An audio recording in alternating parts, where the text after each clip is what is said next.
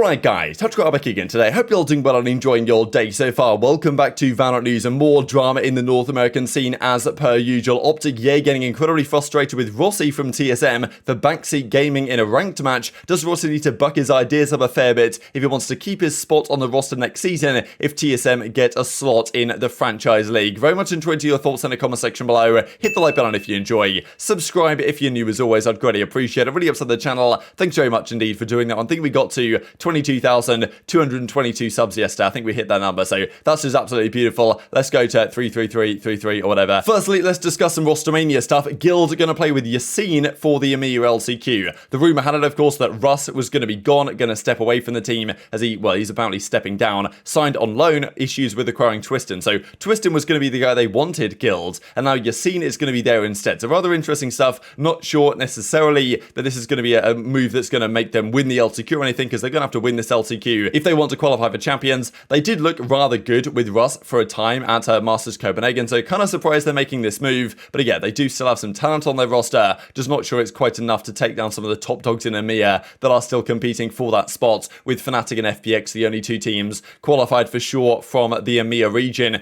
This is also something to talk about in various regions, that apparently residency rules are going to be updated. So this is actually rather interesting. So what this means is that teams in certain regions will have to field either 2 or 3 out of their 5 players that are actually from that region. So I guess like living there isn't necessarily enough, because I think we've seen in other leagues, I think the Overwatch League, for example, a lot of the players will come from Korea and they'll join other organizations, which, can be good for the scene for the Korean players, but often means that maybe the regional players don't necessarily have quite the ability to step up to that level if they're not quite on the level of some of those Korean guys as of yet. So I think what they might be planning to do here is, okay, if you're a European team, if you're from certain regions, you've got to field 2 or 3 of your players at least are from that local vicinity, right? And I guess this might be true in North America as well. You can't just bring in bring in an entire Korean team as the North American league. You've got to have at least 2 or 3 of your players potentially that are going to be from the local region. So probably not going to affect that many teams. But in Europe, for example, some of these organizations that have had players from different regions and they've got a team with different nationalities, they're not going to be able to do that anymore. So I guess this got pros and cons really. But I suppose the key benefit would be that players in certain regions that maybe don't get quite as much support at the moment will get more opportunities to come up and play on teams that are actually in their region, right? So I guess we'll see how this one develops, or whether this will actually be confirmed anytime soon. Of course, look, some teams getting ready to go, staked in for DDK and the 100 Thieves guys, so they better play well as a result of this one. Of course, it starts for them in just a couple of days' time. The LCQ begins. They start in the winners bracket. They play in the first rounds up against NRG. Pretty spicy game, of course, because Ethan, now on the NRG team, formerly of this 100 Thieves roster, decided to step away after he wasn't happy with the way 100 T were developing their team.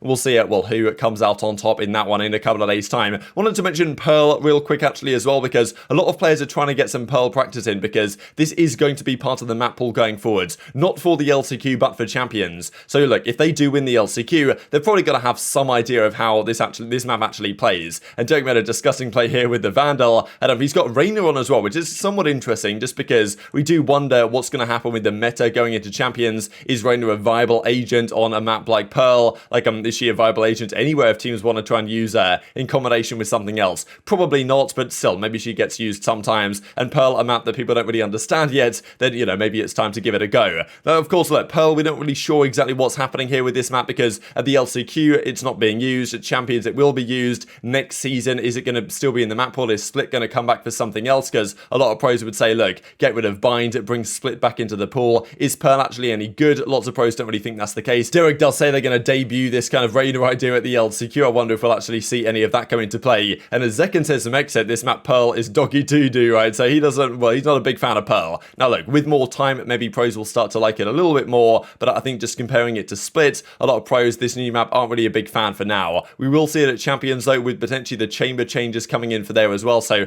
could be anyone's event really. But I do wonder if we're going to see much Pearl at champions if teams just decide to veto it out if they're not particularly a big fan of it. Now let's talk about the North American scene. Always some drama going on here, right? No doubt about it. Like, some of the scrims apparently have not been going particularly well. Like, NA scrims are in shambles, says Trick from now Dark Ratio, pretty sure formerly of Dark Zero, but they dropped their team or whatever. Now Dark Ratio, I think is what they're calling themselves, because it's difficult for a lot of these players that are outside of the tier 1 organizations, because now they're just fighting for their life effectively in the challenger side, trying to get picked up for next season. And guys like Trick and Dark Ratio are doing a rather good job of that one. Now this is what Valen says from the guard. So apparently they were scrimming someone and apparently it was the Guard Academy that were not exactly trying their best in scrim. So once again, we get a situation like this. Now, like, it might not have been the Guard Academy. I don't even know if there is a Guard Academy, to be honest. But as he says, when you scrim a team better than you, make sure to run it down after losing the first 5 rounds. So run it down, I'm guessing, is a term that effectively means just throw away the game. It's like a League of Legends type term, I'm pretty sure, when, you know, you're just feeding effectively free kills and just not even trying anymore. So once you lose the first 5 rounds, just throw the game away. And this is indicative in a way of kind of what even Yay was talking about rather recently with the quality of practice in North America, the fact that in Europe, the practice is way better. Like, a lot of players, like, just lose full too easily in North America, right? You'll be playing someone in a scrim,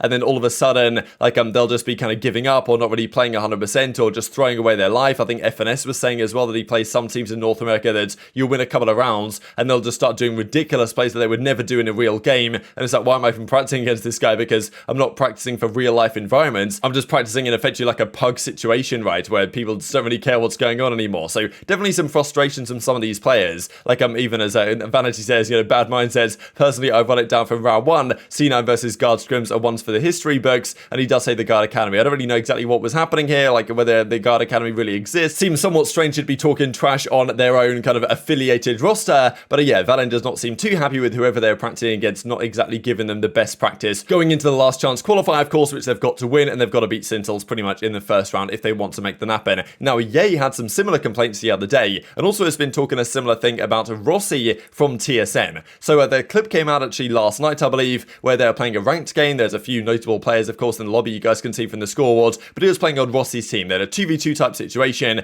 and Rossy was a bit on TSM right now, of course, was calling out a fair bit. Like, Yay was trying to clutch a situation, and Rossy was backseating pretty hard, saying you should do this, do this, do this, like, you know, talking in his ear, right? Which is a pretty frustrating thing to happen. I think Yay is a pretty chill guy generally, but he got really frustrated in this situation, right? He was really annoyed by Rossy, right? It's kind of what ranked does to people at times, but you know, still, you can understand Yay's frustrations, right? Why is this guy chatting in my ear the whole time? Just shut him and let me clutch. Last player standing. Rossy, I need you to stop overcalling me. Bro, that was the right play, bro. That The guy was you are in the wrong. We saw both short A. No. You're dumb as that was the I'm right. trying to listen to my Reyna, and I don't know which one's my Reyna, because you're talking. I did. Again. Never, bro. Ratio. Go. You do your thing, guys. Sorry, my bad. No, Rossy's actually dumb. There is 2 short A. He can run C, plant the bomb. I can listen for rotations right here. If he just runs long C, we win. But Rossy has to keep talking. He just has to keep talking. No, let's walk back. No, he actually stayed.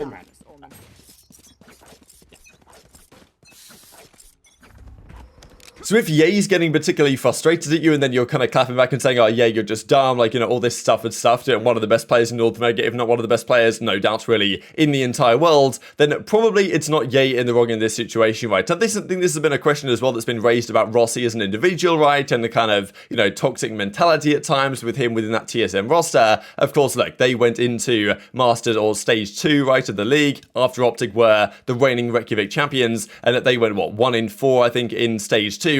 And now they find themselves in a spot where, yes, TSM, they might qualify or they might get through to the partnership stage, especially given the relationship they've got with Riot. In the other side, TSM probably as an organization will make it through. Will, however, they keep the same roster? That's a big question. Because if you are a team like TSM, your roster you currently have is still actually playing together in some of these kind of Mickey Mouse online tournaments, but the roster did not have good success at all at, of course, at Stage 2. Rossy individually has been okay, but some people would say, look, Rossy just needs to humble himself a little bit here because, you know, if you talk like that to Yay, then it's not going to make your reputation look so good in the community, and then other, you know, teams, maybe even TSM themselves, are going to think, well, I'm going to second here. Do we really want to keep this guy around as part of our organization going forwards? Is he really the best feature of this team? Because we talked about Elgato, right, when he was on the team, and the fact that they said he was toxic at times, that, you know, maybe the entire team's toxic. I don't really know exactly what to say on that one, but yeah, this is the TSM at present roster of the 5, so Broza, GMD, 7, Corey, and Rossy, of course, and then these are kind of their recent games. They played, well, their most recent games before, just a few days ago, were at Stage 2 itself, but they played a couple of games recently and won both of them in the MCT Premiership. But as you guys can see right here, these were their results back in Stage 2. Ended up right to the bottom of their group, only winning 2 maps against all the other 5 teams that they played against, so not ideal for them at all. And of course, therefore, failing to qualify for the playoffs and then for, well, Masters as well. So TSM really, since the early days, have not really been looking particularly good. And that is the key thing to me, really, with TSM as an organization. I think there's a very good chance they will get through to the Franchise Partnership League for next season. But as as and when they do, will they just pick up? Will they keep the same 5 players they have right now that delivered them a poor result back at stage 2?